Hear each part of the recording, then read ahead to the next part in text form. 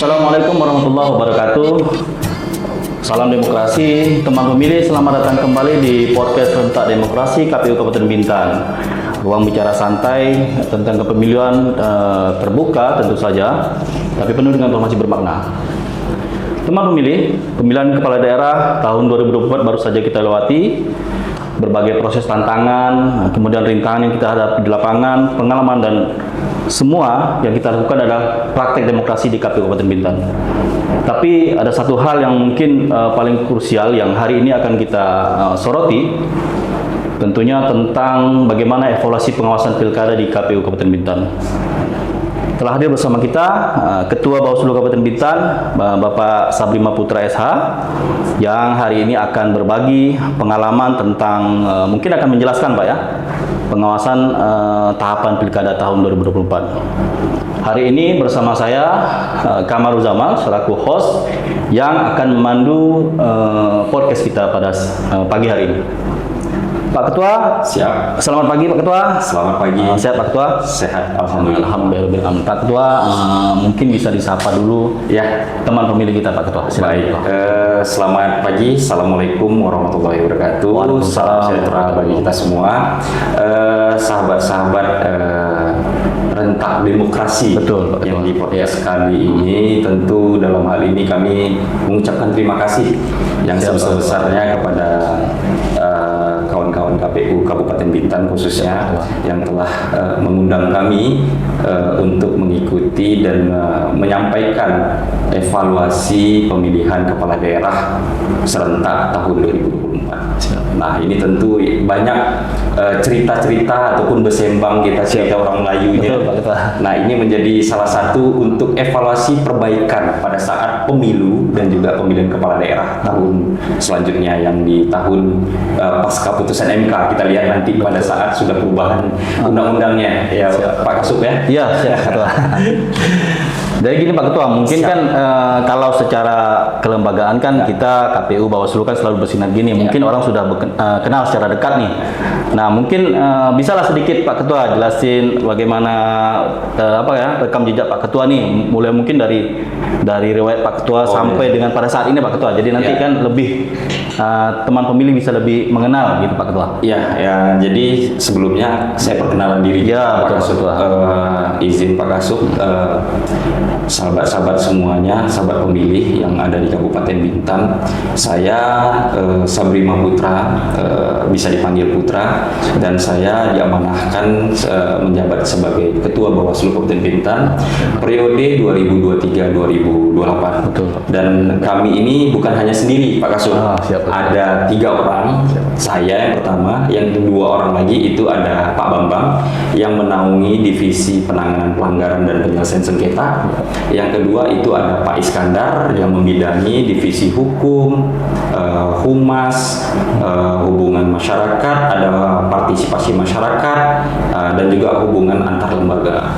Nah, di sini kami mempunyai peran masing-masing, tidak seyogyanya hanya saya sendiri, tapi pekerjaan kami ini kan pekerjaan kolektif, kolegial, sama seperti kami. Iya, betul Pak Ketua. Nah, tentu pada saat pemilihan kepala daerah ini kita harus berkolaborasi, bukan hanya sama KPU, tentu juga bersama stakeholder yang ada di pemerintahan Kabupaten Bintan, mau itu vertikal, mau itu pemerintah daerah.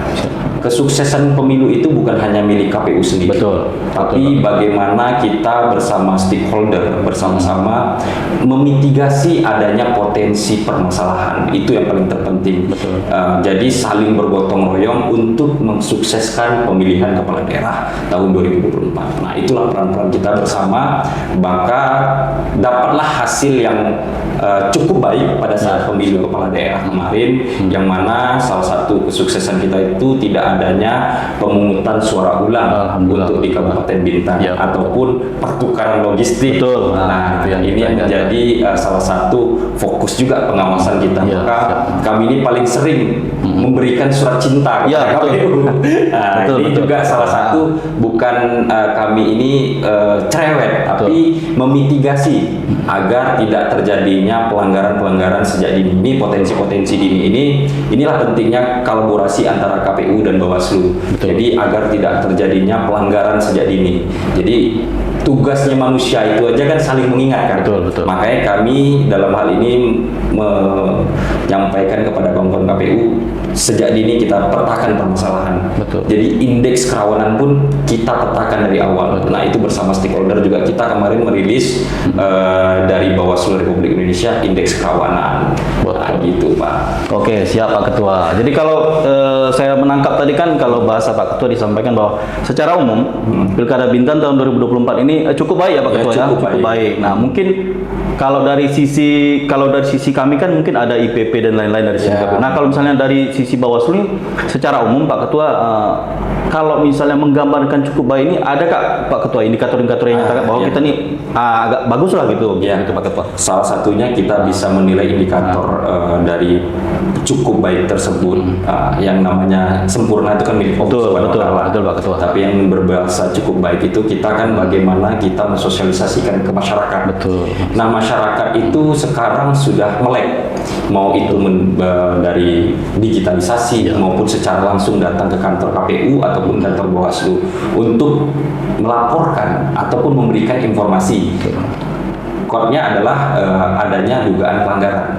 Nah, itu kan informasi-informasi yang kami dapatkan di kantor Bawaslu Kabupaten Bintan maupun itu secara personal kepada komisioner yang ada di Bawaslu Kabupaten Bintan ataupun datang langsung ke kantor Bawaslu Kabupaten Bintan. Nah, salah satu yang pernah kami lewatin ataupun kami tangani dugaan pelanggaran yaitu terkait netralitas ASN pada saat pemilihan kepala daerah, dan itu kami dapatkan simbol informasinya itu dari masyarakat. Nah, jadi salah satu yang disampaikan tadi oleh Pak Kasub tadi terkait indeks bagaimana bisa menyampaikan bahwa itu cukup baik. Karena peran masyarakat itu sekarang sudah mulai bukan hanya datang ke TPS pada saat 5 tahun sekali, tapi juga berpartisipasi untuk menyampaikan dugaan pelanggaran pemilu.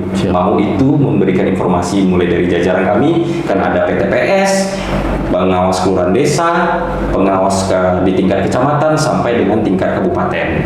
Nah, ini peran masyarakat itu sudah mulai melihat bahwa kita itu hanya bukan datang ke TPS pada saat 5 tahun sekali, tapi ada peran masyarakat itu mengawasi semua proses. Menurut saya kan kemarin saya juga sering mensosialisasikan kepada masyarakat itu bukan hanya untuk datang ke TPS 5 tahun, tapi juga mengawasi mulai dari penyelenggaranya, mulai dari masyarakatnya ataupun aktor politiknya. Nah, ini kami juga sampaikan secara terus-menerus melalui sosialisasi, dan juga di divisi kami itu Pak Kasub juga ada dari bidang divisi penanganan pelanggaran yang mana itu kami ada sentra penegakan hukum terpadu. Nah, atau disingkat sentra Gakumdu, yang mana perannya ini untuk adanya dugaan tindak pidana pemilu. Nah, terkait dugaan tindak pidana pemilu, dan kami bukan hanya dugaan tindak pidana pemilu, tapi kami mensosialisasikan ke seluruh desa ataupun kelurahan yang ada di Kabupaten Bintan agar masyarakat tidak melakukan dugaan tindak pidana pemilu, karena undang-undang pemilu dan undang-undang pilkada itu berbeda. Betul. Karena kalau undang-undang pemilu itu yang dikenakan adalah si pemberi. Nah, kalau di undang-undang pilkada itu pemberi dan penerima dikenakan sanksi yang sama. Nah, pentingnya peran Bawaslu dan juga sentra Gakumdu bersama kepolisian dan kejaksaan, kami berkolaborasi itu mensosialisasikan bahayanya terkait money politik. Karena di dalam hal ini juga kita mengetahui bersama bahwa pidana di dalam Undang-Undang Nomor 10 Tahun 2016 itu juga memberatkan kepada ataupun dikenakan pidana kepada si penerima. Nah, itu maksud. Jadi indeksnya itu bisa dari segala lini, karena kita juga punya pemantau ya kan, yang sudah terakreditasi, dan juga pemantau kita bukan satu tapi ada tiga. Nah, ini juga termasuk salah satu indeks partisipasi masyarakat yang cukup aktif. Nah, itulah pentingnya berkolaborasi kan. Jadi masyarakat itu juga sekarang udah melek bagaimana peran-peran dari masing-masing lini untuk memitigasi adanya dugaan pelanggaran. Jadi memang betul-betul sepanjang yang tahapan kita berlangsung ini memang ada banyak ya, Pak Ketua ya, mungkin Bawaslu turun, mungkin sosialisasi ya terkait ya untuk mencegah ya, bahasa mencegah supaya jangan sampai terjadi adanya ya tadi itu pelanggaran dan sebagainya.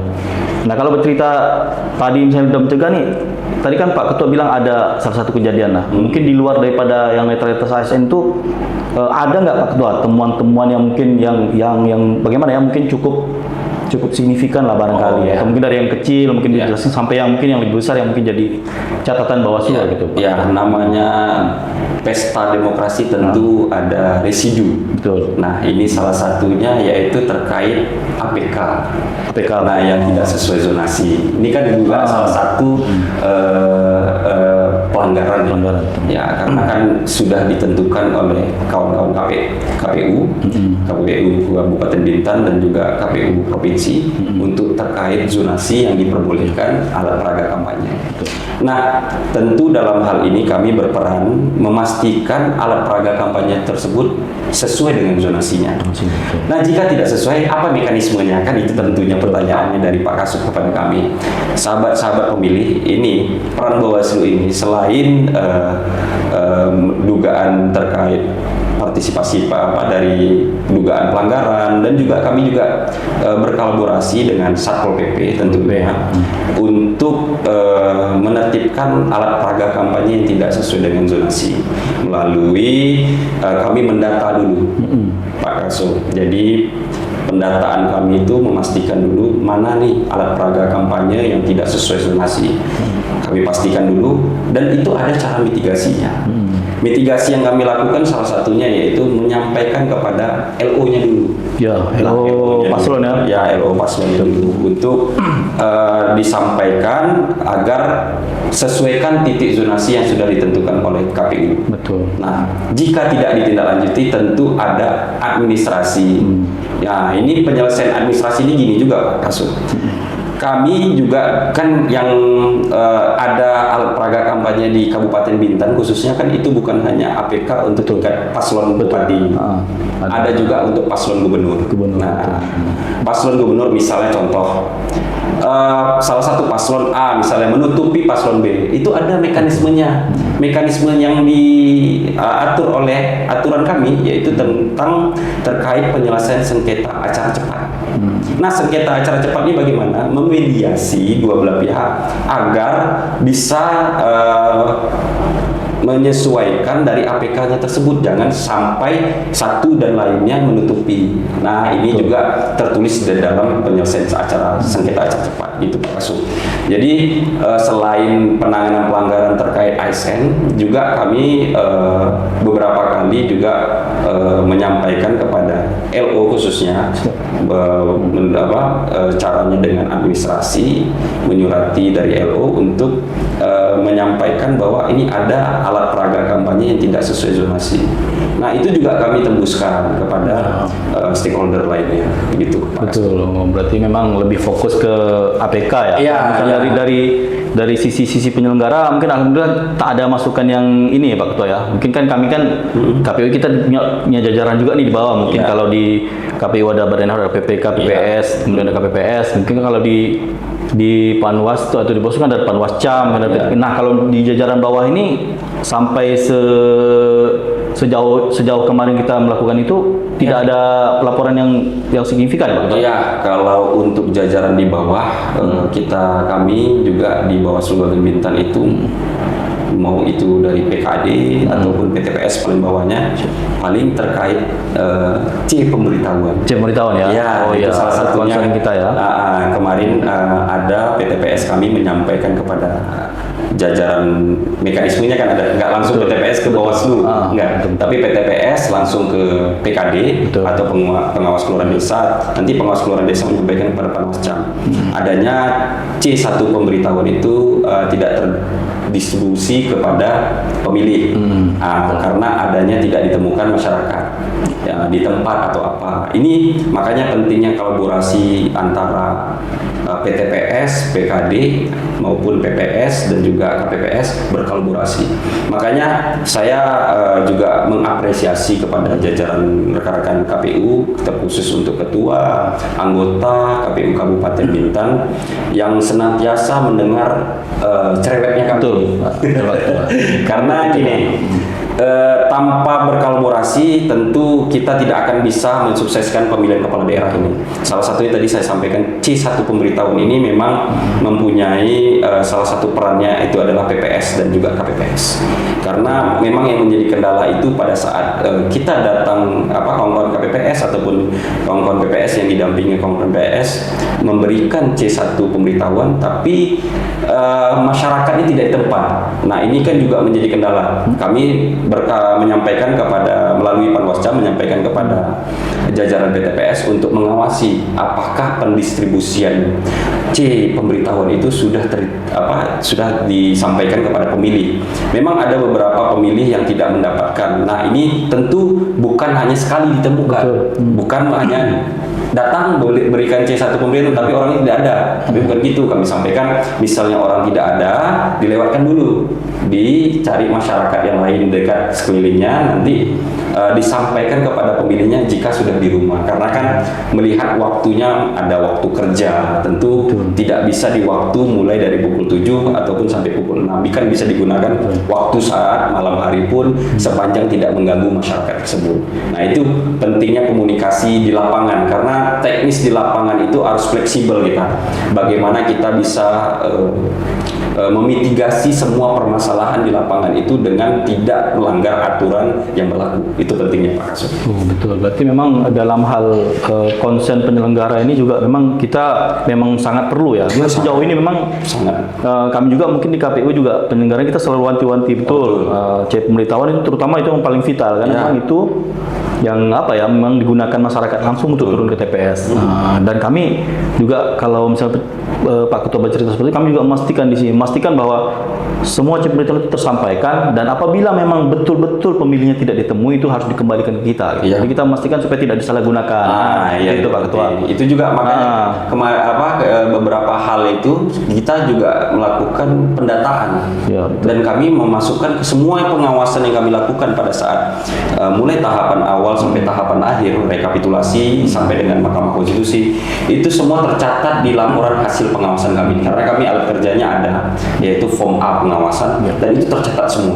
Makanya terkait C pemberitahuan itu juga kami pastikan yang mana tidak ditemui pemilihnya, kami harus menyampaikan di dalam laporan hasil pengawasan kami. Seperti itu Pak. Supaya memang sinkron datanya. Oh iya, wajib.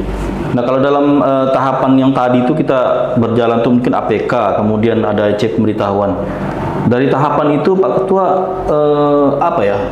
masyarakat ini maksudnya ada banyak nggak masukan dari masyarakat partisipasi, karena kan memang kita mengukur itu sampai ke situ kan. Nah, sejauh ini kalau di kami kan alhamdulillah kalau di Sosdikli itu kan agak ramai masyarakat tanggapan dan sebagainya. Nah, kalau misalnya dari sisi Bawaslu, ada banyak nggak Pak Ketua untuk masukan terkait itu Pak Ketua? Banyak. Baik Pak Kasub. Jadi Bawaslu ini juga punya program pada saat pemilihan kepala daerah. Nah, programnya itu bersama divisi pencegahan ataupun humas ada di kami itu Saka Adiasta, terkait adik-adik pramuka yang memang program tersebut kami laksanakan untuk partisipasi pemilih. Iya. Ini di tingkat SMA berarti Pak? Iya.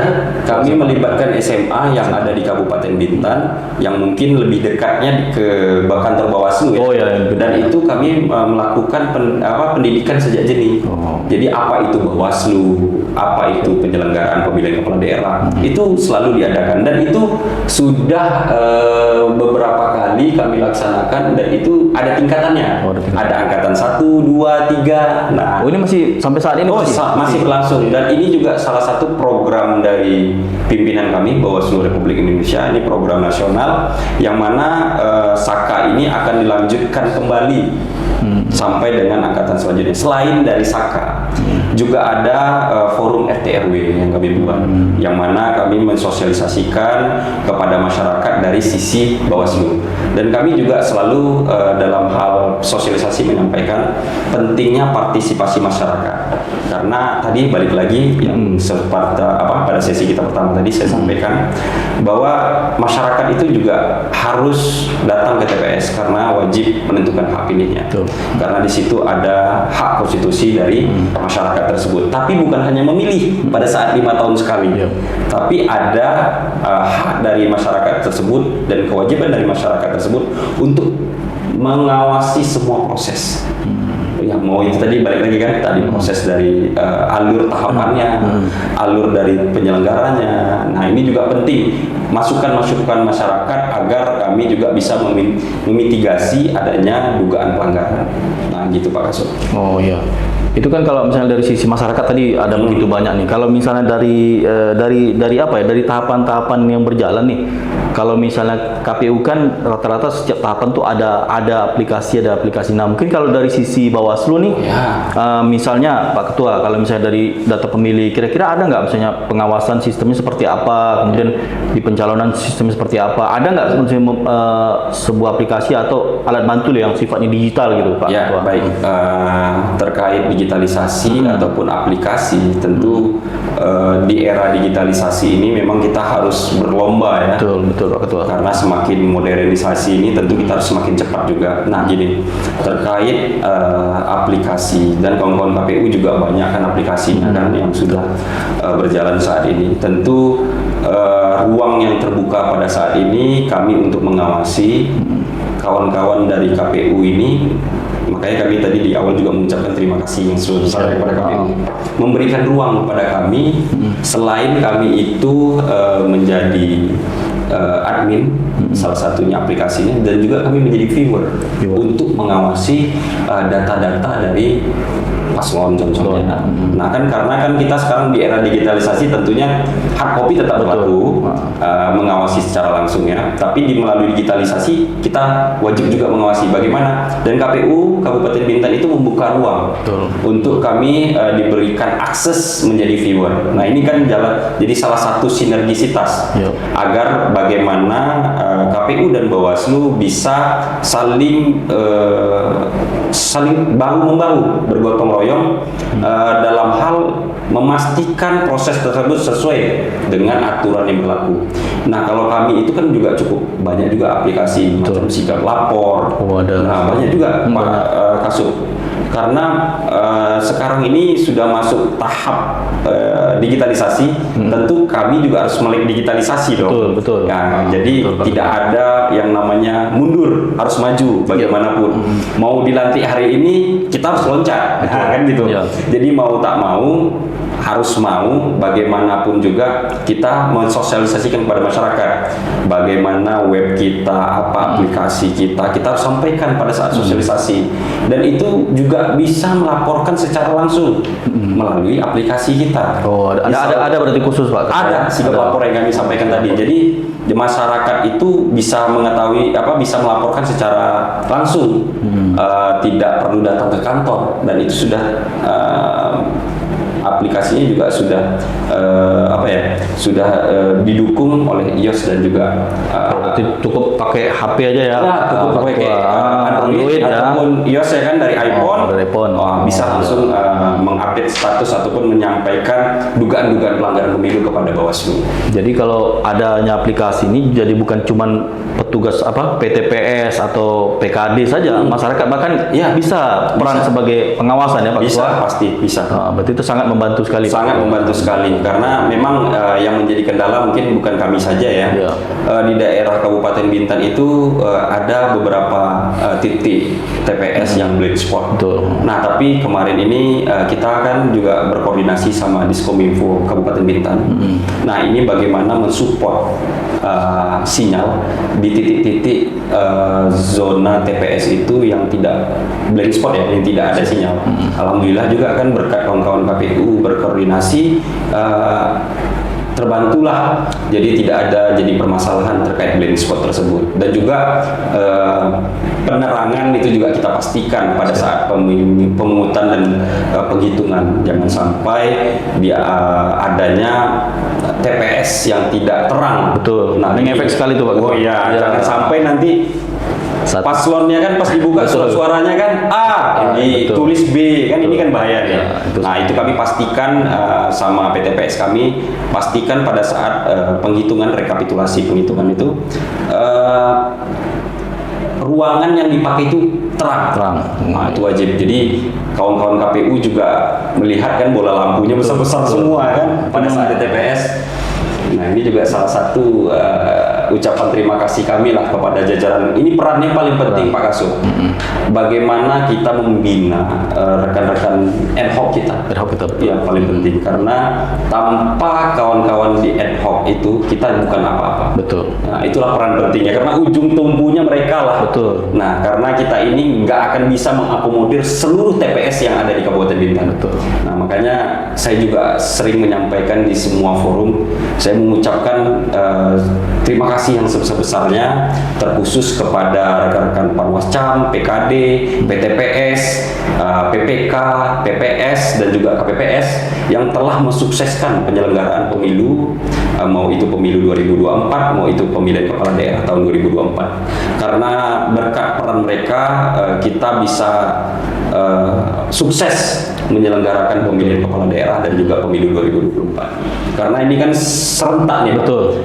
Di tahun yang sama kita menyelenggarakan pemilu dan pilkada. Betul, butuh energi besar nih Pak. Nggak ada jedanya. Betul. Jadi belum lagi sempat bernapas kawan-kawan KPU, ada lagi yang baru nih. Makanya itu mungkin jadi evaluasi ke depan kita kan. Ya, tapi kalau pada prinsip kita siap saja Pak. Oh iya, kami juga melihat kawan-kawan KPU memang sangat siap. Mungkin kalau 3 tahapannya siap semua kayaknya. Harus siap. Betul.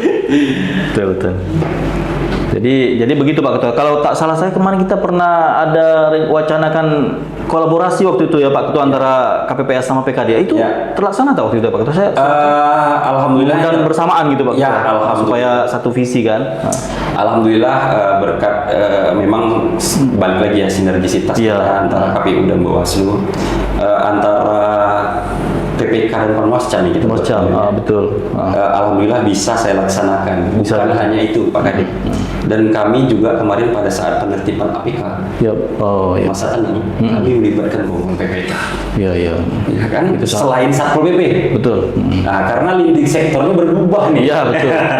Lindik sektornya sebelumnya di Bawaslu. Betul. Di aturan PKPU dijelaskan bahwa lindik sektornya di KPU. Betul Pak. Tapi itulah pentingnya kolaborasi tadi kami sampaikan pada saat penertiban APK. Mari kita bersama-sama. Jadi kawan-kawan Panwascam, kawan-kawan PPK, kawan-kawan PPS, kawan-kawan dari PKD berkolaborasi bersama. Betul. Kalau kita aja nertib kan nggak kuat kita kan. Makanya kami dalam hal ini juga berterima kasih kepada Bapak-bapak Satpol PP yang ada di Kabupaten Bintan yang telah membantu sangat banyak pada saat penertiban APK, sehingga pada saat masa tenang alhamdulillahnya tidak ada lagi alat peraga kampanye pada pemilihan kepala daerah itu yang tertinggal. Berkat kawan-kawan PPK juga tuh, itu makanya pentingnya kolaborasi. Masih ingat kali kita melaksanakan kegiatannya tersebut di Tua Paya kalau nggak salah saya. Pada saat itu kita apel siaga dulu. Betul. Iya.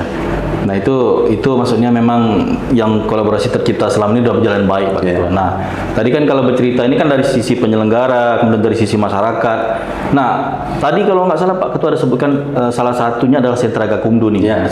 Gakumdu ini mungkin bisa nggak Pak Ketua ceritakan Gakumdu ini seperti apa, kemudian kolaborasinya sejauh mana gitu, pelaksanaan tugas dan lain-lain gitu Pak. Baik. Sentra Gakumdu ini tadi saya jelaskan juga. Bahwa sentra penegakan hukum terpadu itu sentral yang mana di dalamnya itu ada kejaksaan, ada kepolisian dan juga di situ ada Bawaslu. 3 instansi tersebut menjadi sentral penegakan terkait dugaan adanya tindak pidana pemilu maupun pemilihan kepala daerah. Nah,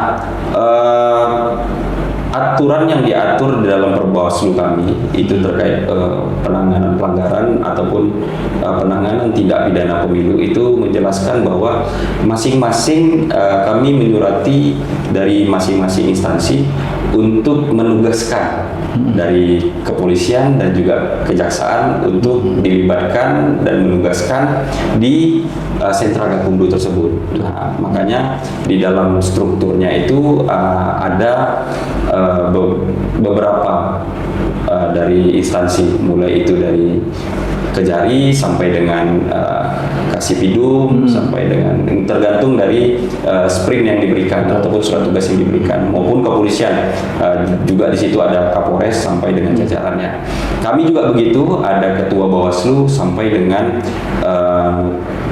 Kordip Penanganan Pelanggaran dan juga Kordip Pencegahan serta staf yang membidangi divisi tersebut terkait penanganan. Nah, prosesnya tentu berbeda Pak Kasub, karena di pemilu dan pilkada itu kan beda nih undang-undangnya. Betul. Karena yang menjadi satu tantangan di Bawaslu itu adalah terkait penanganan pelanggaran. Kenapa saya sampaikan begitu? Karena di penanganan pelanggaran, waktu penanganan itu hanya singkat. Kalau di pemilu, panjang, itu 7+7, dan itu harinya adalah hari kerja. Kalau di pemilihan kepala daerah, itu 3+2, dan itu harinya hari kalender. Kalender. Nah, ini menjadi tantangan dari kami, khususnya kami penyelenggara pemilu yaitu Bawaslu, untuk bagaimana kami bersinergi dengan sentra Gakumdu. Nah, kami selalu menyampaikan, misalnya ada informasi awal dari masyarakat, kami sampaikan ke sentra Gakumdu. Kami membuat rapat bersama sentra Gakumdu, menyampaikan apa masukan dari sentra Gakumdu tersebut masing-masing. Karena tentu setiap kali kita melaksanakan tupoksi kita juga wajib ya menyampaikan apa nih kendala-kendala di lapangan, termasuk itu kepada sentra Gakumdu. Nah, ini pentingnya kami sampaikan kepada Pak Kasub dan juga sahabat pemilih. Sentra Gakumdu itu juga selain berperan untuk penanganan pelanggaran tindak pidana pemilu, juga melaksanakan sosialisasi tentang bahayanya tindak pidana pemilu ataupun pemilih kepala daerah. Karena di Undang-Undang 7 maupun Undang-Undang 10 itu sudah masuk di dalamnya itu terkait klausul pasal terkait pidana. Ngeri makanya. Ya, ngeri. Termasuk juga dengan penyelenggaranya di dalam itu. Saya ngeri kalau baca itu, Pak. Iya. Makanya penting tadi kami sampaikan bagaimana kita memitigasi pelanggaran tersebut, yaitu dengan cara berkolaborasi. Berkolaborasi seperti apa ya? Tadi sentra Gakumdu datang ke KPU ataupun ke kelurahan desa, karena kami memang ada program itu kan, menyampaikan kepada masyarakat jangan sampai masyarakat itu menjadi korban ataupun menjadi turut serta terkait adanya dugaan tindak pidana pemilu tersebut. Nah, gitu Pak. Berarti dengan seringnya turun ke masyarakat, ya alhamdulillah Pak. Ya. Pak Ketua ya. Mungkin pelaporannya jadi sedikit gitu kan. Memang karena udah dicegah dari awal gitu Pak Ketua. Ya, memang di tindak pidana pemilu ini kami tidak ada menerima laporan. Alhamdulillah, berarti 100% clear ya Pak Ketua. Mau itu menerima laporan dari masyarakat ataupun informasi dari masyarakat ataupun masyarakat yang datang langsung, dan juga termasuk temuan kita juga tidak ada terkaitnya dugaannya money politik tersebut. Betul. Berarti memang alhamdulillah itu karena berhasil tadi turun ke masyarakat, disosialisasi berulang-ulang kali, mungkin ke RT RW dan sebagainya, jadi orang takut juga Pak Ketua ya. Jadi mungkin lebih aware gitu. Ya, masyarakat pun melek sekarang. Ya, bukan hanya memilih itu karena uangnya, tapi bagaimana program ke depannya itu paling tertentu. Jadi Pak Ketua, kalau misalnya dari yang kita bahas sepanjang tadi itu, mungkin kira-kira pelajaran apa nih yang bisa kita petik nih mungkin untuk yang ke depan seperti apa? Ya, begini Pak Kasub dan juga sahabat pemilih yang ada di Kabupaten Bintan. Saya bercerita histori saya hadir sebagai penyelenggara pemilu ini tentu bukan ujuk-ujuk langsung jadi ketua. Betul. Ya. Karena saya memang dari titik paling bawah, yaitu jadi staf dulu. Staf itu masih panwas bahasanya di 2018. Jadi banyak yang sudah berubah aturan kita, mulai dari aturan yang sebelumnya di tahun 2018 sampai 2024 itu regulasi terus berubah, menyesuaikan adaptasi dari lingkungan masyarakat kita juga. Mana yang dulu tidak ada digitalisasi, sekarang sudah banyak aturan terkait digitalisasi. Nah, maksud yang saya sampaikan tadi adalah bagaimana kita dapat melangkah dan mempelajari secepat mungkin.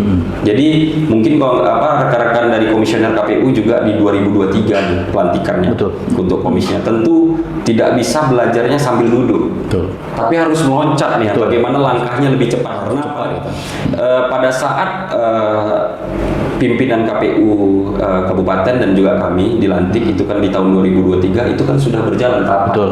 Kalau tidak salah saya sudah pada saat daftar calon Betul. sementara DCS, betul. Ya, DCS. Nah ini kan kita harus belajar, harus cepat melompat, memitigasi dan juga memetakan permasalahan-permasalahan jangan sampai terjadi. Nah selain itu kita juga dihadapkan tahun 2024 itu untuk pemilihan kepala daerah di bulan November. Nah tahapan ini kan tadi undur nih 9 bulan nih. Betul. Nah ini juga menjadi satu tantangan oleh penyelenggara, termasuk saya dan juga kawan-kawan komisioner lain, juga mungkin kawan-kawan KPU, bagaimana kita bisa cepat berkolaborasi bersama pemerintah daerah, kepolisian, kejaksaan, TNI, ya, memastikan bahwa proses penyelenggaraan itu sesuai dengan regulasi dan aturan. Nah ini juga menjadi salah satu tantangan untuk kawan-kawan KPU. Nah ini saya juga mengapresiasi kinerja dari kawan-kawan KPU karena selesai penyelenggaraan pemilu tahun 2024 dihadapkan lagi pemilihan kepala daerah di 2024, tapi alhamdulillahnya tidak ada pertukaran logistik. Betul. Pada saat ini tidak ada pemungutan suara ulang, tidak adanya permasalahan yang mungkin dihadapkan oleh penyelenggara.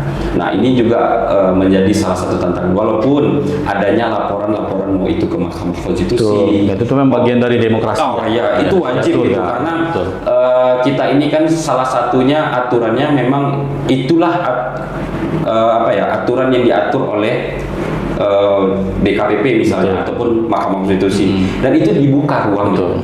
Misalnya masyarakat tidak puas, ada ruang. Ada, betul. Misalnya mau itu ke PT UN ya terkait tata usaha negara, ya itu kan ada ruangnya masing-masing, maupun itu ke PN kan ada ruang. Tapi itu menjadi salah satu pembelajaran bagi kita semua, bagaimana kita mengevaluasi lebih baik lagi untuk penyelenggaraan tahun berikutnya. Nah ini juga salah satu catatan. Makanya selain kita melaksanakan tersebut, alangkah eloknya kita ini sebagai penyelenggara membuat buku. Karena kalau gajah itu meninggalkan gading ya.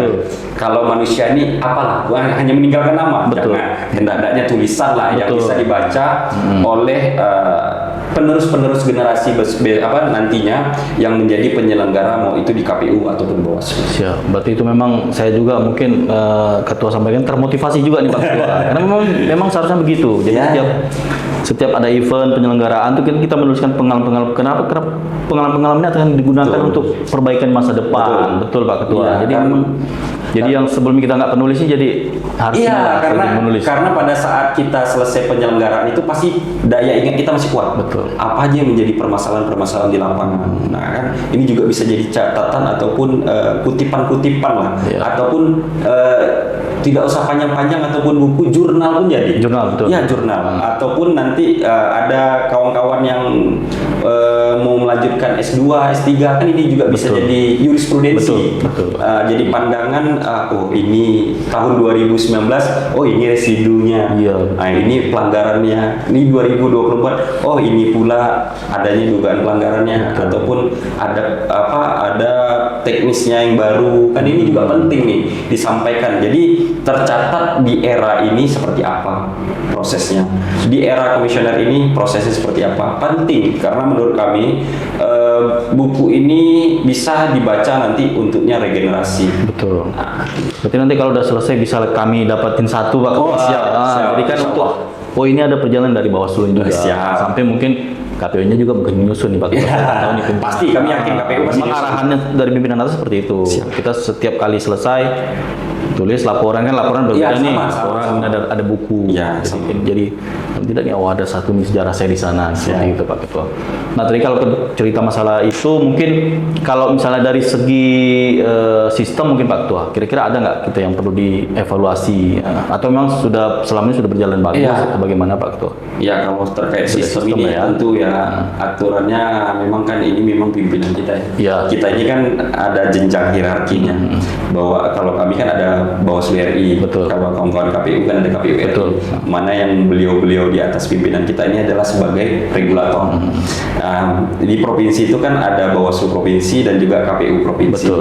Nah ini implementator nih, implementator kepada kita. Nah kita ini kan sebagai eksekutor. Nah eksekutornya bagaimana kita menyampaikan kepada rekan-rekan di bawah kita, mau itu jajaran ad hoc ataupun ke masyarakat. Terkait alat yang digunakan sekarang yaitu ataupun aplikasi ataupun sistem. Tentu sistem ini kan ada jangka waktunya dan ada juga pemeliharaannya. Yang nama sistem itu sekali buat belum tentu sempurna. Sama kayak kita manusia tidak ada yang sempurna. Tentu pasti ada evaluasi dan itu juga kami selalu disampaikan oleh pimpinan kami membuat daftar inventaris masalah. Nah itu menjadi masukan dari kabupaten kota yang ada se-Indonesia membuat daftar inventaris masalah itu disampaikan kepada Bawaslu Provinsi Kepri misalnya. Nanti Bawaslu Provinsi Kepri lah menyampaikan kepada Bawaslu RI. Nah Bawaslu RI nanti dirangkum dan menyampaikan masukan kepada aplikasi ataupun sistem yang dibuat oleh KPU. Nah yang namanya aplikasi itu belum tentu sempurna. Harus kita bantu dengan manual. Manual tidak boleh tinggal. Termasuk kayak Sirekap kan. Ya selain Sirekap kan tetap harus berjenjang nih hitungnya. Rekapitulasi di tingkat TPS sampai dengan kecamatan sampai tingkat RI kan tetap dijalankan walaupun sudah ada aplikasinya gitu. Betul Pak Ketua. Kalau yang sampaikan tuh kami juga kemarin belum lama ini lah ya Pak Ketua. Jadi setiap bagian itu ini incas bagian mana sistemnya. Jadi kita kasih masukan nih, DIM kira-kira masalahnya di mana. Jadi kita kirim masukan ya. Kita kan mampunya cuma kirim masukan saja. Soal nanti ya harapannya memperbaikan. Tapi kalau dibandingkan dengan pemilu mungkin Sirekap pilkada ini sudah jauh lebih baik ya Pak. Jauh lebih baik. Secara hasil dan sebagainya. Walaupun itu kan disclaimer kan, maksudnya sebagai bantu saja. Sirekap itu tidak bisa menjadi patokan. Tetap patokannya itu adalah hitungan secara rekapitulasi berjenjang. Betul Pak Ketua. Siap Pak Ketua. Jadi memang sudah alhamdulillah baik, tinggal kita tambah-tambah masukan-masukan saja. Intinya memang pentingnya pembaruan aplikasi tersebut. Yang mana mungkin ada masukan dari masyarakat dan juga masukan dari masing-masing internal jajaran di bawah yang diberikan kepada KPU RI. Tentu KPU RI nantinya akan mengevaluasi juga terkait aplikasi-aplikasi yang dibuat oleh KPU RI. Oke Pak Ketua, tadi saya tangkap tadi juga Pak Ketua sudah sampaikan bahwa ada di tingkat SMA itu ada pengawasan partisipatif. Nah kalau misalnya untuk ke depan nih, kira-kira untuk mungkin kaum remaja, pemuda, dan mungkin ya kalangan muda lah Pak Ketua. Kira-kira ini apa pesan Pak Ketua nih? Harapan untuk mereka nih untuk yang memotivasi, motivasi, terutama untuk kaitannya dengan pengawasan gitu Pak Ketua. Jadi gini, balik lagi tadi saya sampaikan, termasuk Gen Z-nya juga, juga masyarakat, orang tua kami juga semualah yang ada di Kabupaten Bintan, kami menyampaikan bahwa peran dari masyarakat tersebut tidak hanya datang ke TPS, tapi ada peran masyarakat itu yang sifatnya adalah mengawasi, bukan hanya tahapan, tapi juga penyelenggaranya. Jadi kami juga selalu menyampaikan, jadi Pak Kasub kami itu pada saat sosialisasi kami selalu memberikan nomor HP kami langsung kepada masyarakat. Jadi masyarakat itu jika melihat jajaran ad hoc kami ada dugaan yang dilakukan, yang dilanggar oleh ad hoc kami, bisa menyampaikan secara langsung kepada kami Pak Kasub. Jadi kami menyampaikan kepada masyarakat untuk selalu mengawasi proses pada saat tahapan. Pada mulai nanti tahun-tahun berikutnya tentu tanpa adanya peran masyarakat, kami ini Bawaslu hanya berapa orang lah, sampai dengan jajaran berbawah. Tanpa peran masyarakat tentu tidak bisa kami memitigasi ataupun mengetahui adanya dugaan pelanggaran tersebut. Makanya dalam hal ini kami sampaikan peran masyarakat itu paling utama, bukan hanya dari partisipasi pemilih ya, tapi bagaimana partisipasi masyarakat tersebut dalam hal melaporkan dugaan pelanggaran, menyampaikan hal-hal yang tidak baik ataupun hal-hal yang tidak sesuai dengan aturan kepada Bawaslu khususnya. Karena kita kan juga ketahui bersama masyarakat kita ini sekarang sudah pada aktif-aktif nih, mau itu Gen Z-nya sampai dengan orang tua kita juga menyampaikan kepada kita tidak malu-malu, menyampaikan bahwa ketua sini ada dugaan pelanggaran, cobalah cek lapangan, seperti itu Pak.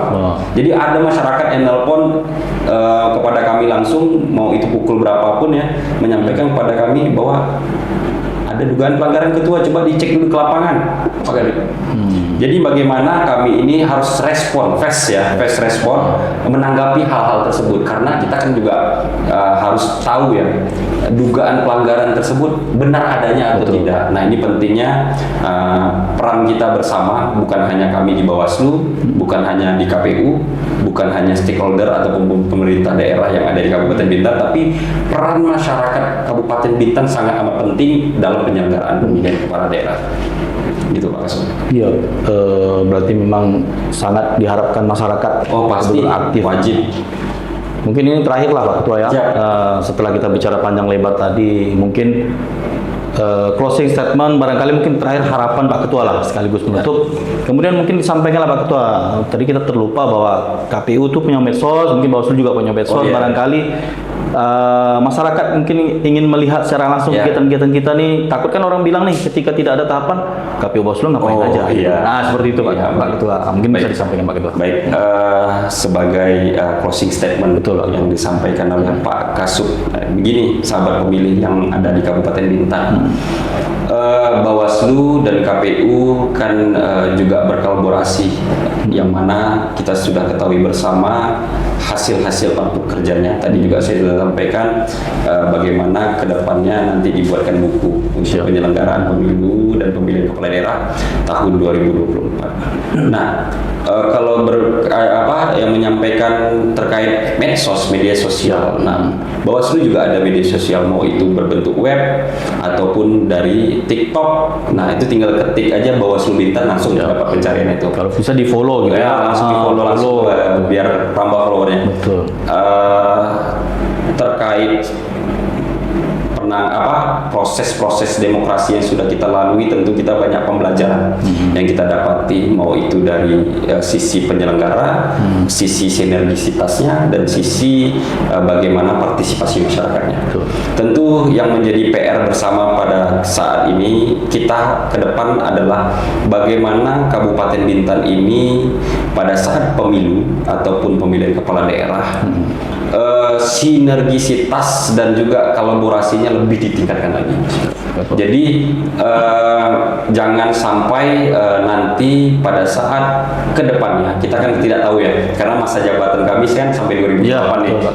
Kalau tidak dirubah oleh revisi ya, direvisi oleh Komisi 2 khususnya ataupun badan legislatifnya terkait Undang-Undang 7 maupun Undang-Undang 10 ataupun Undang-Undang 2 terkait partai politik. Ini kan termasuk salah satu prolegnas. Nah, kita tidak tahu nih bagaimana undang-undangnya nanti setelah direvisi. Tentu yang kami tahu sekarang kan masa jabatan kami sesuai dengan surat keputusan yang dikeluarkan oleh pimpinan kami sampai dengan tahun 2008. Nah, kami berharap jika kami tidak melanjutkan ataupun melanjutkan regenerasi selanjutnya, kami bisa lebih baik daripada kami untuk menyelenggarakan tahapan pemilu dan pemilihan kepala daerah. Karena sifatnya yang tua-tua ini wajib mewariskan kepada yang muda-muda. Jadi saya juga sudah berpikir Pak Kasub, kita ini sebagai yang sudah lama berkecimpung pastinya akan memberi kesempatan kepada yang muda-muda. Jangan takut untuk jadi penyelenggara.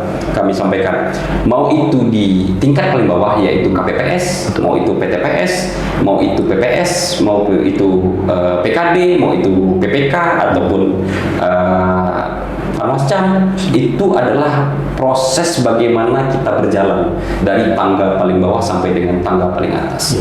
Karena setiap proses yang kita lalui pasti ada residu-residu. Dan residu-residu itulah yang membuat kita belajar. Belajar bagaimana kita bisa memitigasi masalah, menyelesaikan masalah tanpa adanya tanpa tidak menyampingkan aturan yang sudah diatur. Jadi kita tidak mengesampingkan aturan. Jadi setiap permasalahan-permasalahan yang kita selesaikan itu sesuai dengan aturan. Nah, itulah pentingnya literasi, pentingnya belajar. Nah, itu makanya kami sampaikan kepada Gen Z lah khususnya, ataupun penerus-penerus bangsa nantinya.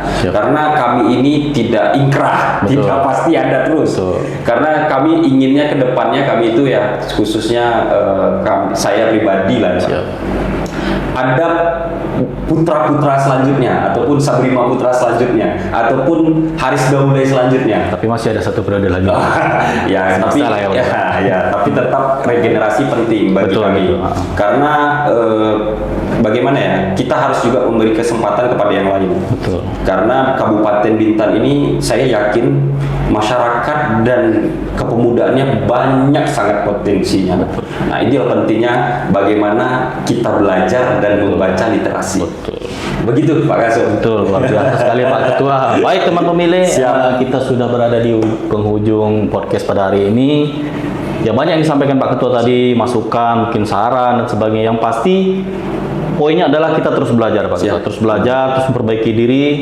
Semoga yang kita diskusikan tadi menjadi masukan bagi teman pemilih dan masyarakat ya untuk perbaikan pemilu ke depannya. Ini juga menjadi informasi bagi masyarakat. Pak Ketua, terima kasih sudah berkenan hadir di podcast kami pada pagi hari ini. Ya, semoga apa yang Pak Ketua sampaikan juga, yang kita diskusikan tadi itu betul-betul berkesan di masyarakat. Kemudian yang positif bisa diambil, mungkin yang negatif ya kita bisa tinggalkan untuk kita perbaikan di masa yang ke depan. Amin. Teman pemilih, pemilu yang jujur dan adil hanya bisa terwujud jika ada pengawasan yang kuat. Profesor Mahfud MD, mantan Ketua MK 2008-2013. Sampai jumpa di episode berikut-berikutnya podcast Rentak Demokrasi. Jangan lupa saksikan terus ya teman pemilih. Jangan lupa like, komen, dan subscribe. Terima kasih. Wassalamualaikum warahmatullahi wabarakatuh. Terima kasih Pak Ketua. Terima kasih Pak Kasum.